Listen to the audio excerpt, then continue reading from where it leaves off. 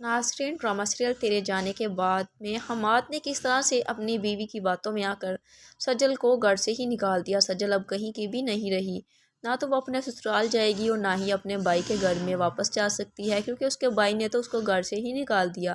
اب وہ اپنی دوست کی طرف چلی جائے گی۔ سب لوگ ڈھونڈتے پھریں گے سجل کو، لیکن سجل نہیں ملے گی، اور جب اس کے بھائی کو پتہ چلے گا کہ سجل گھر نہیں پہنچی تو اب اس کو اپنی غلطی پر شرمندگی ہوگی۔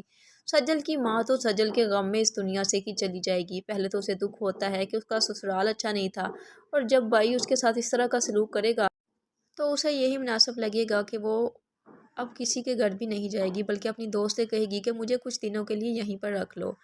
پری پھر بھی چپ ہو کر نہیں بیٹھتی جب اس کو پتہ چلتا ہے کہ سجل نہ تو اپنے ماں باپ کے گھر میں ہے اور نہ ہی ادھر بھائی ہے۔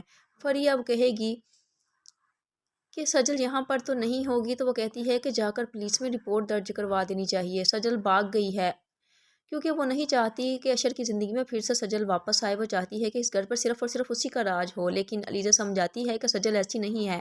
آپ لوگوں کو غلط فہمی ہوئی ہے، کیونکہ علیزہ بھی یہ جان چکی ہے کہ پری اس گھر کو برباد کرنے پر تل چکی ہے، اور جب حماد کے سامنے اپنی بیوی کی سچائی آئے گی تو حماد اپنی بیوی کو بھی گھر سے نکال باہر کرے گا۔ ماہم کا یہی تو انجام ہونا چاہیے، کیونکہ ماہم نے جس طرح سے سجل اور اس کے گھر والوں کے ساتھ سلوک کیا، حماد کو اسے گھر سے باہر نکال ہی دینا چاہیے تھا۔ لیکن اب پچھتانے کا کیا فائدہ؟